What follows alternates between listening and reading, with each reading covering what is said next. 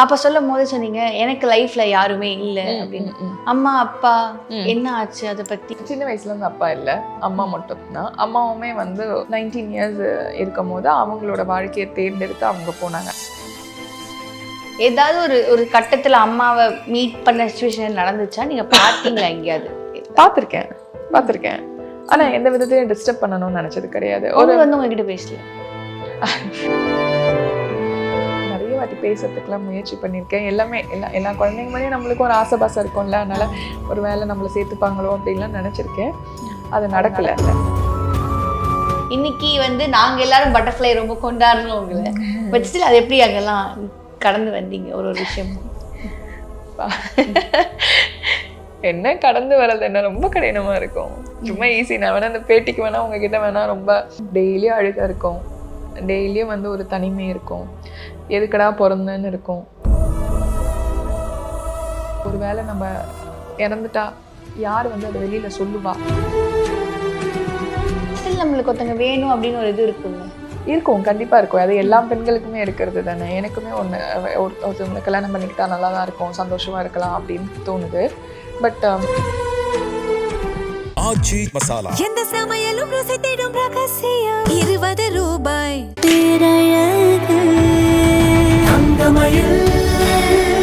மக்கள் மனங்களில் தங்கமயில் ஜுவல்லரி. தங்கம் வாங்க தங்கமயிலுக்கு வாங்க. Introducing Growth Guarantee Homes from MP Developers. Trust forever. And இதுக்கு முன்னாடி நம்ம நிறைய விஷயங்கள் உங்களை பத்தி பேசியிருந்தோம். அப்ப சொல்லும் போது சொன்னீங்க, எனக்கு லைஃப்ல யாருமே இல்ல அப்படின்னு. அம்மா, அப்பா என்ன ஆச்சு அதை பத்தி நான் பெருசா இல்லை. நீங்க நிறைய இன்டர்வியூஸ் எனக்கு அதை பத்தி நான் பேசி நான் பார்த்தது இல்லை. மேபி அது என்ன அம்மா அப்பா பத்தி சின்ன வயசுல இருந்து அப்பா இல்ல, அம்மா மட்டும் தான். அம்மாவுமே வந்து எனக்கு வந்து 19 இயர்ஸ் இருக்கும் போது அவங்களோட வாழ்க்கையை தேர்ந்தெடுத்து அவங்க போனாங்க. அதுக்குன்னு அவங்கள வந்து எந்த விதத்துலையும் யாருமே வந்து அவங்கள எதுவுமே சொல்லக்கூடாதுன்றதுல ரொம்ப கிளியரா இருக்கேன். ஏன்னா ஒரு பெண்ணுன்றவங்க அவங்களோட வாழ்க்கையை தேர்ந்தெடுத்துக்கிறதுக்கு எல்லா ரைட்ஸுமே இருக்கு. பட் என்கிட்ட நீங்க பர்சனலா கேட்டிங்கன்னா மேபி இன்னும் அம்மா இருந்திருந்தா இன்னும் எனக்கு புரிதல் இன்னும் ஜாஸ்தியா இருந்திருக்கும். ஏன்னா நானுமே அந்த 19 இயர்ஸ்ன்றதுனால எனக்கு புரிதல் எதுவுமே கிடையாது. லைஃப் வந்து ஒவ்வொரு தருணத்திலையும் நான் வந்து விழுந்து விழுந்து விழுந்து கத்துக்கிட்டதுன்றதுனால அது ரொம்ப கஷ்டமா இருந்தது, கடினமா இருந்தது. அதுக்குன்னு இப்போ வந்து பேரண்ட்ஸ் மேலே உங்களுக்கு கோவமா அப்படின்லாம் கேட்டால் இல்லை. எனக்கு அதை விட ஒரு பெரிய பில்லர் வந்து முருகன் வந்து இருக்கிறதுனால இல்லை. பட் குழந்தை பெற்றுக்கணுன்னு எல்லாருமே முடிவு எடுத்தாங்கன்னா எனக்கு தெரிஞ்சு அந்த குழந்தைய இன்னும் தீர்க்கமாக இன்னும் சேஃபாக வளர்க்கணும். ஏன்னா இப்போ வந்து உலகம் இருக்கிற நடப்பில் சேஃப் வந்து எல்லா இடத்துலையுமே கம்மியாக இருக்குது. நீங்கள் என்னை கேட்டிங்கன்னா நான்லாம் வந்து ஒரு லேக்ஸில் வந்து அந்த அப்படியே அதை தப்பிச்சு ஓடி வந்த குட்டி நான். அதனால இப்போ வேணா எனக்கு அது இருக்கு. இப்பவுமே நிறைய போராட்டங்கள் இருக்கு. சில நேரத்துல தனிமையை உணரவும் முடியுது. ஆனா அதெல்லாம் மீண்டு வந்துகிட்டு இருக்கேன். ஓகே. அண்ட் 19 இயர்ஸ்க்கு அப்புறம் நீங்க எப்படி உங்களை தனியா சர்வே பண்ணிக்கிட்டீங்க? எப்படி வளர்ந்தீங்க அதுக்கப்புறமா? நான் வந்து ஹாஸ்டல்ல ஃபர்ஸ்ட் இருந்தேன். ஸோ ஹாஸ்டல்னா உங்களுக்கு 5000 rupees தான் வரும் மந்த்லியே. அதுலேயே 3 வேளை சாப்பாடு எல்லாமே போட்டுருவாங்க. அதுக்கப்புறம் பார்த்தீங்கன்னா பிஜி மாறினேன். அப்போல்லாம் நான் நடிச்சுட்டு தான் இருந்தேன். ஸோ தட் அந்த சேவிங்ஸ்லாம் வச்சு அப்புறம் ஒரு வீட்டுக்கு போனேன். ஸோ வீட்டுக்கு போய் அப்பயும் நடிச்சுட்டு தான் இருந்தேன். எனக்கு எப்போ இந்த ஹைப்போதைராய்டு வந்ததோ அப்போதான் ரொம்ப வர்ஸ்ட் ஃபேஸை வந்து ரொம்ப கீழே இறங்க ஆரம்பிச்சிடுச்சு. ஏன்னா ஒரு பெண்ணுன்னு இருக்கும் போது, அதுவும் நம்ம நடிகைன்னு இருக்கும் போது நீங்கள் உங்கள் உடம்பை வந்து கட்டுக்கோப்பாக வச்சுக்கணும். அப்படி இல்லைன்னா ரொம்ப கஷ்டமாயிடும். அந்த உடம்பை கட்டுக்கோப்பாக வச்சுக்காத என்னால் வச்சுக்க முடியல. ஹைப்போதைராய்டு வரும்போது நிறைய ஹார்மோன் இம்பேலன்ஸ்லாம் இருந்தது. அது ரொம்ப கடினமாகவே இருந்தது. எனக்கு என்னென்னா வெளியில் வந்து நம்மளை பார்வையை வந்து எப்படி பார்ப்பாங்க அப்படின்னு. இன்னொன்று இப்போ வந்து குண்டாக இருக்காங்களோ ஒல்லியாக இருக்கவங்களோ இந்த டேர்ம்ஸ் எல்லாம் வந்து யூஸ் பண்ணிக்க மாட்டுறாங்க. அவங்க உடம்பு வந்து வாட்டமாக இருக்கா, அவங்களுக்கு கம்ஃபர்ட் இருக்கா அப்படின்னு தான் கேட்குறாங்க. ஒரு 10 வருஷம் முன்னாடி அப்படி கிடையாது. அந்த புரிதலே இல்லை. உங்களால் உட்கார முடியாது, ஏஞ்சிக்க முடியாது, இப்படி ஆயிட்டீங்களே. அப்போ பார்த்தோன்னே ரொம்ப ஒரு அவர்ஷனை வந்துடுவாங்க. இப்போனாச்சும் எல்லாருக்குமே ஒரு விழிப்புணர்வு இருக்குது. யார்கிட்டையுமே வந்து தப்பாக எதுவும் கேட்டுடக்கூடாதுன்னு சொல்லிட்டு. அப்போ அந்த விழிப்புணர்வு யார்கிட்டையுமே இல்லை. டக்குன்னு நிறைய சொல்லிடுவாங்க. அது ரொம்பவே கடினமாக தான் இருந்தது. அந்த 5 வருஷம் இருக்கிற சேவிங்ஸ் எல்லாம் அப்படி இப்படின்னு கரைச்சு என்னை நான் கொண்டுட்டு வந்து மீண்டு எழுதுதே. ஆனால் எனக்கு ஒரே ஒரு பெரிய ப்ளஸ் பாயிண்ட் என்னன்னா, மீண்டு கொண்டுட்டு வந்தது இதே மீடியா தான். நிறைய பேருக்கு வந்து கொரோனா வந்து ரொம்ப பாதிச்சிருக்கும். எனக்கு வந்து கொரோனா நல்லது செஞ்சிருக்கு. ஏன்னா இந்த கொரோனா டைம்ல தான் நான் திருப்பி வெளியில வந்து அப்புறம் ஒரு சில இடத்துல கடன்லாம் வாங்கினேன். நான் ஒரு தொழில் தொடங்கினேன். அந்த தொழிலுமே இப்போ வந்து ரொம்ப பெருசா வந்திருக்கா அப்படின்னு கேட்டிங்கன்னா தத்தளிச்சுட்டு தான் இருக்கேன். ஏன்னா ஒரு தொழில் வந்து 3 வருஷம் ஆகும் ஆமா எப்பவுமே ஒரு பேலன்ஸ்டா இருக்கிறதுக்கு.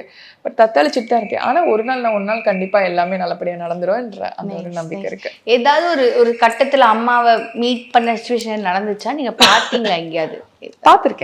பார்த்திருக்கேன். ஆனா எந்த விதத்தையும் டிஸ்டர்ப் பண்ணணும்னு நினைச்சது கிடையாது. அவங்க வந்து உங்ககிட்ட பேசல? இல்ல, அவங்க பேசினது இல்லை. அவங்கள பார்த்துருக்கேன் ஒரு கொஞ்சம் அந்த ஒரு 23 வயசுல 24 வயசுலலாம் இருக்கும்போது நிறைய வாட்டி பேசுறதுக்குலாம் முயற்சி பண்ணியிருக்கேன். எல்லா குழந்தைங்க மாதிரியும் நம்மளுக்கும் ஒரு ஆசை இருக்கும்ல, அதனால ஒரு வேளை நம்மளை சேர்த்துப்பாங்களோ அப்படின்லாம் நினச்சிருக்கேன். அது நடக்கலைன்ற போது அப்போ ரொம்ப கோவம் இருந்தது. அப்போ ரொம்ப கோவம் இருந்தது. அதுக்கப்புறம் அந்த கோவங்கள்லாம் இப்போ என்ன கேட்டிங்கன்னா இல்லை.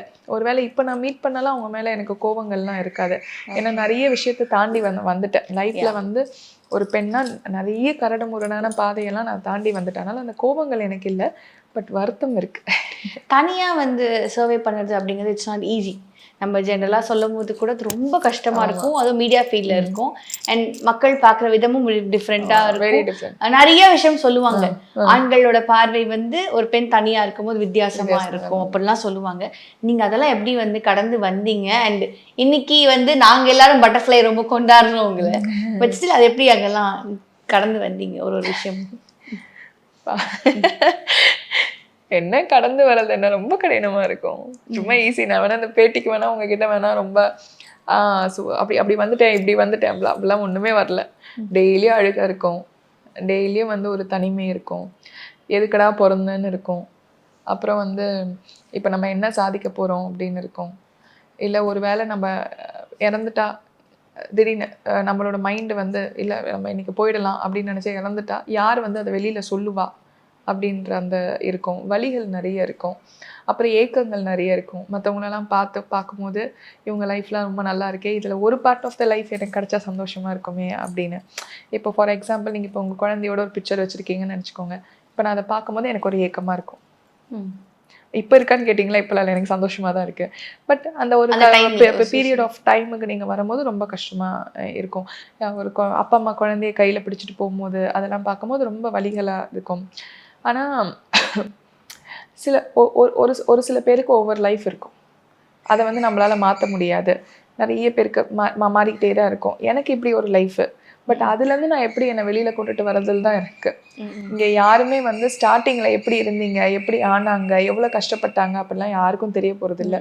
உங்களுக்கே அது தெரிஞ்சிருக்கும். நம்ம இல்லாத போது தான் எல்லாமே வெளியில் வரும். ஸோ நான் ஃபினிஷிங் வந்து ப்ராப்பராக பண்ணணும்னு இருக்கேன். ஏன்னா பிகினிங் வந்து எனக்கு வந்து எப்படி என் கையில் எதுவுமே இல்லை. அப்பா அம்மா பெற்றுட்டாங்க, வந்துட்டேன், இங்கே எனக்கு இது இருந்தது. பட் இப்போ வந்து நான் நல்லா வாழணும், நல்லபடியாக வாழணும். என்னைக்கோ ஒரு நாள் நான் உட்காரும் போது ஐ மேட் இட்னு எனக்கு தோணணும். அதில் இருக்கேன். ஓகே. இந்த காதல் அந்த மாதிரியான விஷயங்களுக்குள்ள போலியா?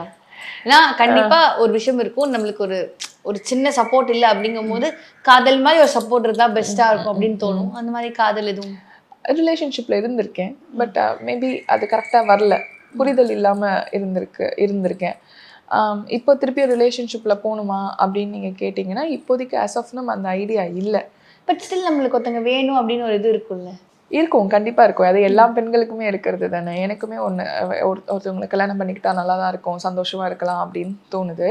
பட் இப்போ எனக்கு என்னென்னா நான் திருப்பி நடிக்கணும்னு சொல்லிட்டு ரொம்ப விரும்புகிறேன். எனக்கு அது ரொம்ப பிடிச்சிருக்கு. ஏன்னா நான் சின்ன வயசுலேருந்தே நடிச்சிட்டு இருந்தேன், கொஞ்சம் வருஷம் அதை விட்டுட்டேன். அதனால் மேபி இது கொஞ்சம் நல்லபடியாக இந்த பேஷனை வந்து நோக்கி போகும்போது அதில் கண்டிப்பாக யாருன்னா பார்ப்பேன். இப்போ நம்ம முன்னாடி பிஸ்னஸ் பற்றி பேசும்போது நிறைய கடன் வாங்கிட்டீங்க அப்படிங்க. எவ்வளோ கடன் வச்சுருப்பீங்க? இப்போ அது இருக்கும், எக்கச்சக்கமாக இருக்கும். அது எப்படி ஒரு டபுள் டிஜிட்டா இல்லை சிங்கிள் டிஜிட்டா? ஃபுல்லாக போராடினா கூட எனக்கு இப்போ தெரியல. ஆக்சுவலாக கடன் வாங்கி பண்ணுறது ஒரு விதமான ரிஸ்க் தான். நம்மளுக்கு வந்து ஃபேமிலியில் வந்து யாரும் ஹெல்ப் பண்ணலை, நீங்களே தான் பண்ணும்போது அது நிறைய உங்களுக்கு வந்து இருக்கும். சில நேரத்தில் வந்து தேவையில்லாமல் இப்படி ஒரு தொழில் பண்ணுறோமோ அப்படின்லாம் கூட உங்களுக்கு வந்து எண்ணங்கள் வந்து மாறுதல்கள் இருந்துகிட்டே இருக்கும். ஆனால் நீங்கள் லைஃப்பில் ரிஸ்க் எடுத்து தானே ஆகணும், ஆப்ஷன் கிடையாது. எப்படியோ ஒரு வாழ்க்கை தான் நம்ம வாழ போகிறோம், எப்போ போகிறோன்னு வேறு தெரியாது. ஏன்னா இப்போ தான் கொரோனா வந்துட்டு போச்சு, இதுக்கு அடுத்தது எது வரும்னு நமக்கு தெரியாது. ஸோ சம்வாட் நீங்கள் வந்து உங்களை வந்து உங்களுக்கு நீங்களே வந்து இது பண்ணி தான் ஆகணும் அப்படின்னு நமக்குள்ளேயே சொல்லிக்கும் போது சில ரிஸ்க் எடுத்து தான் ஆகணும். ஓகே. ஸோ கடன் இருக்குதான். ஆனால் அதுக்கு வந்து எப்படி கட்டணும், அப்படின்றது நீங்க ஒரு தெளிவான ஒரு இதுல இருந்துக்கோங்க.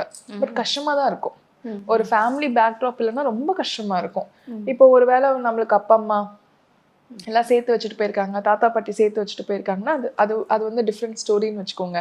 நீங்க தான் உங்களுக்கு வந்து முதலீடு போட்டு நீங்க தான் எல்லாமே பார்த்துக்கும் போது அது ரொம்ப டஃப்பாக இருக்கும்.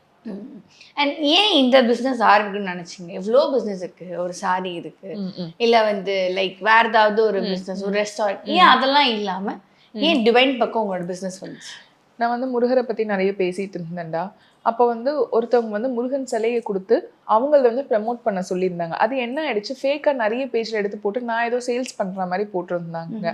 அப்போ அதில் நிறைய பேர் வாங்கி அவங்களுக்கு வந்து முருகன் சிலைக்கு பதிலாக கல் வச்சு கொடுத்துருக்காங்க. அப்போ நிறைய பேர் என் மேலே நான் தான் அந்த தொழில் செய்கிறேன் அப்படின்னு நினச்சிக்கிட்டாங்க. இந்த தொழில் பற்றி எனக்கு இது இல்லை. அப்போ கரெக்டாக பார்த்தீங்கன்னா என்னோட ஸ்டூடியோ வந்து நல்லா போயிட்டு இருந்த ஸ்டூடியோ வந்து ஒரு மிதமாக போக ஆரம்பிச்சிருச்சு. நான் எப்படி இருந்தாலும் டெபிட் லைக் அந்த நிறைய இருக்க மாதிரி இருந்தது. சரி, நான் என்ன யோசிச்சுட்டே இருந்தேன், வேற என்ன ஒரு பிஸ்னஸ் பண்ணணும்னு நினைக்கும் போது இந்த மாதிரியான ஒரு நெகட்டிவ் இதுவும் போயிட்டே இருந்தது. இந்த நெகட்டிவ் எதுக்கு நம்ம பாசிட்டிவாக எடுத்துக்க கூடாது, நம்ம ஏன் சேல்ஸ் பண்ண ஆரம்பிக்க கூடாது, ஒரு 10 பொருளை வச்சு முதல்ல சேல்ஸ் பண்ணி பார்க்கலாம், வருமானம் வந்ததுன்னா ஓகே அப்படின்னு நினைச்சேன். அந்த மாதிரி தான் ஸ்டார்ட் பண்ணது. அது கை கொடுக்கவும் அதுக்கப்புறம் நான் வந்து பேங்க்ல இருந்து லோன்லாம் சிலதை எடுத்து அதுக்கப்புறம் நான் பண்ண ஆரம்பிச்சேன். ஓகே. சாரி பிஸ்னஸ்ல நல்ல பிஸ்னஸ் தான், பட் ரொம்ப காம்படிஷன் ரொம்ப அதிகமா இருக்க மாதிரி இருந்தது. பார்த்தா இப்போ டிவைனுக்குமே நிறைய காம்படிஷன். ஆமா, எனக்கு அதுக்கு இருக்கோ அதுக்கு ஈக்குவலா இங்கேயுமே வந்து காம்படிஷன். ஆமா, இப்போ ஆக்சுவலா இப்போ யோசிக்கும் போது தான் தெரியுது, பயங்கர ஒரு தொழிலுக்கு வரும்போது அது நாலேஜ் இல்லாம வந்துட்டேன். பட் ரொம்ப டஃப்பாக தான் இருக்கு. எவ்வளோ டஃப்பாக இருக்கு, பிகாஸ் ஒரு பீப்புளை புல் பண்ணி ஒரு டிவைன் வாங்க வைக்கிறது அப்படிங்கிறது இட்ஸ் நாட் ஈஸி திங். அவங்களுக்கு அது மனசு வந்து இதுவாக இருக்கணும். ஏன்னா இப்போ சாரி அப்படின்னா கூட ஓகே ஃபைன், இதெல்லாம் வேற ஒன்று, பட் இது கடவுள் அப்படின்னு வரும்போது வேற மாதிரி இருக்கும். ஸோ அது எப்படி எவ்வளோ டஃப்பாக இருக்குது அதை மூவ் பண்ணுறதுக்கு உங்களுக்கு? ஆக்சுவலாக ரொம்ப சொல்லணும்னா ட்ரூவாக எப்படி பீப்புள் இருப்பாங்கன்னு அப்போ தான் அவங்களுக்கு தெரியும். எனக்கு வந்து நிறைய பேர் வந்து உங்ககிட்ட தான் பொருள் வாங்கணும்னு சொல்கிறவங்களும் உண்டு. சரண்யா, ஏதோ ஒரு விதத்தில் நான் உனக்கு ஹெல்ப் பண்ணணும்னு நினைக்கிறேன், சின்ஸ் வி ஆர் நாட், உனக்கு வந்து ஃபேமிலியாக இருக்கணும்னு நாங்கள் நினைக்கிறோம், அதனால் ஏதோ நான் வந்து ஒரு 100 ரூபாய்க்கு வாங்கினா கூட உனக்கு ஹெல்ப்ஃபுல்லாக இருக்கும் அப்படின்னு நினைக்கிறவங்களும் இருக்காங்க. சில பேர் வேணுட்டுமே அதை கீழே வந்து நெகட்டிவாக பண்ணுறவங்களும் இருக்காங்க. இதே சாமி பொருளை கோவில்கிட்ட போய் வாங்குங்களேன், இங்கே போய் வாங்க, நான் தான் சொல்லுவேன் கோவில்கிட்டே வாங்குங்க, அதே சாமி பொருள் தானே நானும் விற்கிறேன், என்கிட்ட வாங்குறதுல என்ன இருக்குது அப்படின்னு கேட்பேன். இந்த மாதிரி இருக்குதான், பலதரப்பட்ட கருத்துக்களை வந்து நீங்க கேட்கணும். ரொம்ப ஹார்ஷா இருக்கும் கமெண்ட்ஸ் எல்லாம், அதெல்லாம் நீங்க சில நேரத்துல படிக்கும் போது ரொம்ப கஷ்டமா. நீங்க படிச்ச ரொம்ப கஷ்டமா இந்த கமெண்ட்னா எது சொல்வீங்க உங்களுக்கு டக்கு ஞாபகம் வரும்னா? இந்த பிசினஸ் பொறுத்து நிறைய கமெண்ட்ஸ் இருக்கு. நிறைய கமெண்ட்ஸ் உங்களுக்கு ஞாபகம் இருக்குது அதுக்கா? இவெல்லாம் ஒரு ஆளு, இவகிட்ட போய் ஏன் வாங்குறீங்க அப்படின்னு இருக்கும், இவகிட்டலாம் வாங்காதீங்க, கைராசி எப்படி இருக்கும்னு, இப்போ குடும்பமே இல்லாத ஒருத்தவங்க கிட்ட போய் எப்படி நீங்க வாங்குவீங்க, அது எப்படி நல்லா இருக்கும் அப்படிலாம் இருக்கும். ஓகே.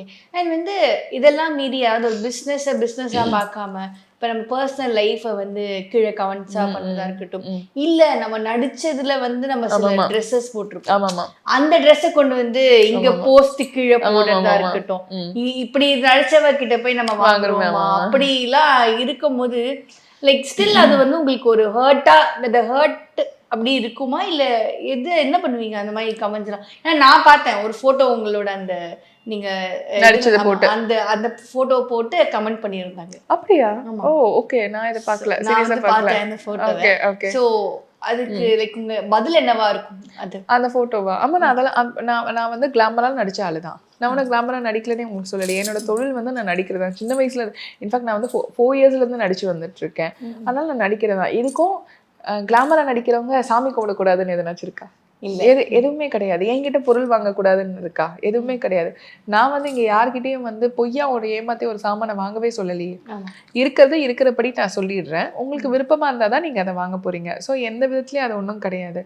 இன்னொன்னு ஒரு நம்ம வந்து ஒரு குறைச்சலா ஒரு ஆடை போட்டிருக்கோம், அதை எடுத்துட்டு வந்து ஒரு கமெண்ட் செக்ஷன்ல போட்டு இன்னொன்று இவங்க வந்து இந்த மாதிரி நான் குறைச்சலான ஆடை போட்டிருக்கேன் அந்த மாதிரிலாம் நான் இருந்தவங்க கிட்ட தானே நீங்கள் வாங்குறீங்க அப்படின்னு நினச்சிங்கன்னா இட்ஸ் ஓகே. ஏன்னா அவங்கள விட முதிர்ச்சியா நான் நல்லா இருக்கணும்னு நினைக்கிறவங்க எவ்வளோ பேர் என்கிட்ட வாங்கிட்டு இருக்காங்க, எவ்வளோ பேர் கமெண்ட்ஸ் வந்து சொல்கிறாங்கன்னா எல்லாத்தையும் எடுத்துகிட்டு வந்து போடுறது இல்லை சோஷியல் மீடியாவில். சில பேர் அழுகுறாங்க, சில பேர் வந்து சரண்யா ஏன் அழுகுறாங்கன்னு சொன்னால் சரண்யா உங்ககிட்ட வாங்கணுன்னு எனக்கு ரொம்ப சந்தோஷமாக இருக்குது அப்படின்லாம் சொல்கிறாங்க. இதை விட நிறைய ஹாப்பினஸ் இருக்கும் போது நான் ஏன் அதை எடுத்துகிட்டு வரணும்? ரைட். ஆனா இந்த பிசினஸ் பார்த்தோம்னா நிறைய குவாலிட்டி விஷயம். இப்ப நீங்க வந்து அரகஜா விற்கும் போது கூட இது ஃபர்ஸ்ட் குவாலிட்டி, இது வந்து செகண்ட் குவாலிட்டி அப்படின்னு நீங்க சேல் பண்றீங்க.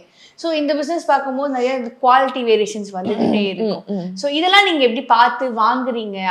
அதுக்கு என்ன மாதிரி விஷயங்கள் நீங்க பண்றீங்க? அதுல நானே இப்போ திருத்திக்கிட்டேன். என்ன ஒரு விஷயம்னா, நானுமே ஃபர்ஸ்ட் குவாலிட்டி செகண்ட் குவாலிட்டின்னு சொல்லிட்டு வித்துட்டு இருந்தேன். ஏன்னா நம்மளோட டீலர்ஸ் அப்படிதான் நம்மளுக்கு கொடுப்பாங்க. இது வந்து ஃபர்ஸ்ட் குவாலிட்டி, இது வந்து செகண்ட் குவாலிட்டி. அதாவது என்னன்னா, அதுல சேர்த்திருக்க அந்த மூலப்பொருள் எல்லாமே வந்து கொஞ்சம் கம்மி பண்ணியிருப்பாங்க. அது ஃபர்ஸ்ட் சொல்லும் போது நானுமே அதை எடுத்துட்டு வந்தேன். அதுக்கப்புறம் தான் எனக்கே ஒரு புரிதல் இருந்தது. நம்மளோட கஸ்டமர்ஸ் தான், புஷ்கலா டிவிடெண்ட்ல வாங்குறவங்க தான் சொன்னாங்க, ஷாலினி எது தரமா இருக்கோ அது மட்டும் மற்றவங்களுக்கு கொடு, நம்மளுக்கு எது செகண்ட் குவாலிட்டி போகணும். இப்போ செகண்ட் குவாலிட்டினால உனக்கு ஒரு 200 300 ஒன்றும் வரப்போகிறது கிடையாது. இன்ஃபேக்ட் அது ஃபர்ஸ்ட் குவாலிட்டி இல்லை. இப்போ நீ 100 ரூபாய்க்கு வாங்குறேன்னா இதுதான் என்னோட விலை அப்படின்னு கூட நீ போட்டுரு. அந்த விலைக்கு யார் வாங்குறாங்களோ வாங்கட்டும், பட் செகண்ட் குவாலிட்டி எதுவுமே வேண்டாம் ஓகே அப்படின்னு சொன்னதுலேருந்து நான் செகண்ட் குவாலிட்டியும் நிறுத்த ஆரம்பிச்சிட்டேன். இப்போ பார்த்தீங்கன்னா ரீசெண்ட் போஸ்ட்ல எதுலையுமே அப்படி இருக்காது. இப்போ நானே இந்த தொழிலில் நான் வந்த பிறகு தான் நானுமே கற்றுக்கிறேன் இதெல்லாம் இருக்கு, இந்த மாதிரிலாம் இருக்கு. அதாவது செகண்ட் குவாலிட்டின்னு ஒன்று வைக்கக்கூடாதுன்னு. பட் செகண்ட் குவாலிட்டின்னு ஒன்று எடுத்துகிட்டு வர்றது என்னன்னா பட்ஜெட் தான். ஓகே. எனக்கு தெரிஞ்சு சிஎம் விஜய் சார் அவர்கள் வந்து அந்த அரகஜா வைக்க ஆரம்பிச்சதுக்கு அப்புறம் உங்களுக்கு நீங்க விஜய் சாரை வச்சு அப்ப சொல்லிட்டு இருந்தாங்கல்ல, நீங்க முருகரை வச்சு சம்பாதிக்கிறீங்க அப்படின்னாங்க. அப்புறம் சிஎம் விஜய் சார் வச்சது வச்சு நீங்க சம்பாதிக்கிறீங்க. ஐ திங்க் உங்களோட இதுலயே வந்து இந்த அரகஜா வந்து உங்களுக்கு ஒரு மேசிவான ஒரு ஹிட்டான ஒரு விஷயமா இருந்தது இல்லையா? சோ அதை ஃபர்ஸ்ட் எப்படி கொண்டு வந்தீங்க அந்த விஷயத்த? அரகஜா வந்து எப்பத்துல தான் இருக்கு, அரகஜா ஆயில்லாம் எப்பத்துல இருந்தும் இருக்குடா. பட் குவாலிட்டி வந்து எப்பவுமே வந்து டிஃபர் ஆகும். இப்போ இதே அரகஜா பாத்தீங்கன்னா 30 ரூபாய் 40 ரூபாய்க்கு நம்ம காலங்காலமா வாங்கிட்டு இருந்த ஆளுதான். பட் அதோட உண்மையா இருக்கிற அந்த பொருட்கள் இருக்குல்ல, அதுல சேர்க்கக்கூடிய பொருட்கள் எல்லாமே உண்மைத்தன்மையா அப்படின்னு கேட்டா இருந்தது கிடையாது. நம்ம அதை கண்டுகிட்டதும் கிடையாது. எப்பயுமே ஒரு பெரிய ஆளு வந்து அதை வைக்கும் போது, இப்ப நம்ம சிஎம் வந்து அதை வைக்கும் போது டக்குன்னு அது கண்ணுக்கு வந்து தெரியறது.